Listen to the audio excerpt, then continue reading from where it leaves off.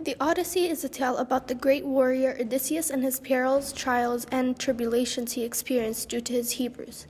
Odysseus faces challenges that postpones his journey back home, starting with the Trojan War and ending with his return back home to find his land infested with suitors who sought after his beautiful wife, Penelope. Xerxes is a mesmerizing witch who lures men into her trap by using deception. She offers her hospitality by offering food and wine that is spiced with spells so the men can enter her home and she can take advantage of them. Xerxes uses her powers to erase men's memory and turn them into swine. In this episode of the Odyssey, our heroes just escaped the treacherous encounter with the man-eating giants, the Laestrygonians, and had lost most of their beginning crew. They sailed on, mourning the loss of their crew members, and stumbled upon an island inhabited by Xerxes. But they didn't have a clue in terms of what lurked in that island. They anchored their boat to shore, and to take caution, Odysseus sent some of his last men to go explore the island's mysteries. As the men ventured deeper into the island, they encountered feral animals that were supposed to be vicious, yet they were very affectionate towards the members of Odysseus' army. They then saw a goddess-like woman, Xerxes, who entranced them, so they approached her. Xerxes invited the men in, but Eurylochus was skeptical of her. Xerxes provided the men with luxuries such as a mouth-watering selection of food and wine, but this wine was spiced with magic that forced the men to lose their memories, so Xerxes can then transform them into pigs. Hermes, feeling pity towards Odysseus, informs him that his crew members have been turned into pigs and provides him with a potion that can fend off Xerxes' spells. Odysseus goes near Xerxes and she invites him in as well. She hands him a spiced wine and he drinks it, but due to the prevention potion, he remains unaffected, and just like Hermes instructed him, he threatens her with death. She pleads for mercy and he demands her to sleep with him and release his men from the animal form. Xerxes asks the men to reside with her in her home in a luxury, and the men, exhausted due to their unfortunate circumstances, agreed. Odysseus and Xerxes continued to sleep with each other and live in each other's company as the whole year went by. Odysseus' companions couldn't do anything.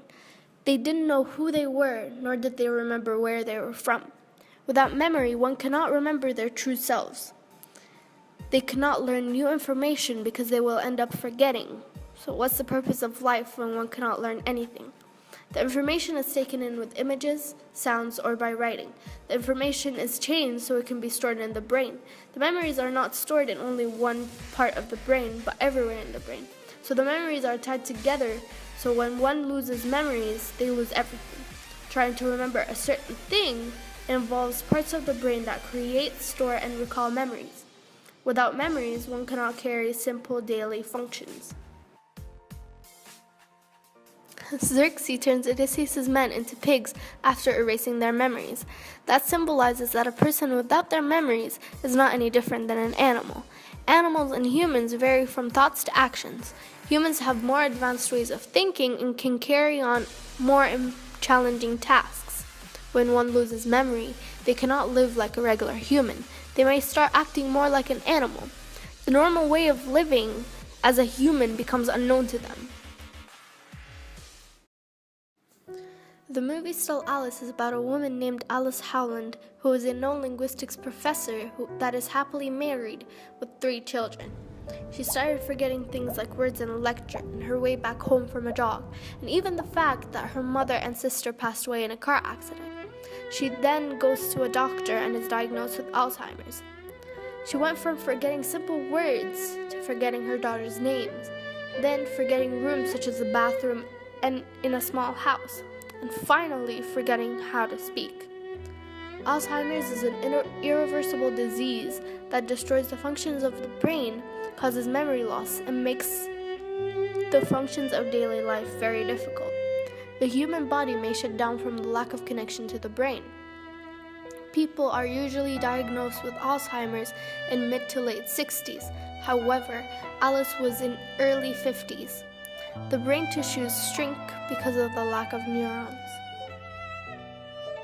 Scientists still don't know the cause of Alzheimer's, but one type has been linked to genetic mutation. Alzheimer's can leave the patient confused, depressed, and helpless, while their loved ones suffer seeing them that way. It affects one's memory, basic language skills, and basic thought processes. Usually, patients live for 10 years after the diagnosis. The human body may shut down from the lack of connection to the brain. The brain tissue shrink because of the lack of neurons. Alzheimer's patients are usually treated like little babies or animals because of their behavior and their inability to perform simple daily tasks.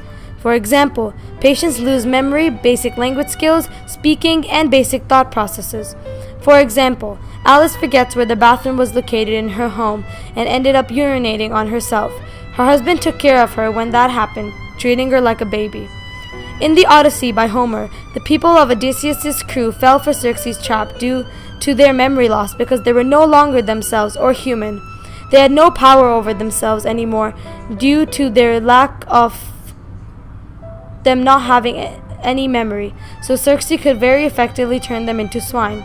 Instead, Alice began experiencing terrible depression and forgetfulness of her sanity after her Alzheimer's worsened, and it was very easy for people to take advantage of her and control her because she could not remember anything. At the end of the movie, she was reduced to an incredibly pitiful state in which she could neither speak nor do most common tasks on her own. One could say she was like an animal at the end, because she lost most, if not all, her memory and was incapable of so much. In the Odyssey, the companions of the swine-turned people were incredibly devastated. They could not even imagine, especially Odysseus, that the people they know and love were transformed into pigs without memory or sense. They felt remorseful and regretful that they were not there to help the men and protect them. And still Alice, the people that knew and loved Alice, felt incredible pain and felt useless because they were witnessing the deterioration of their cherished one. Just like in the Odyssey, Alice's children felt horrible because they were not there for her while she was experiencing the hardships of memory loss, and seeing her in a state close to that of a newborn child was a very devastating feeling. A man without memories is no man at all. That was the central theme of both stories. We as people, the only aspect of ourselves that keep us alive is those memories that we have acquired.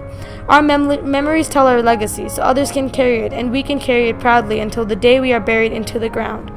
Though in the Odyssey, Circe erased the memories of Odysseus' crew, which renders them fruitless, and because they are already figuratively in an animalistic state, Circe then transforms them into pigs. And still Alice is told as a woman who has built up a reputation for herself for being very productive and smart, being a professor that teaches at Columbia. Though when she starts losing her memory, all the knowledge she has engraved in her mind is now failing her and is disappearing, her prominence slowly slipping from her fingertips, because she can no longer live the way she did.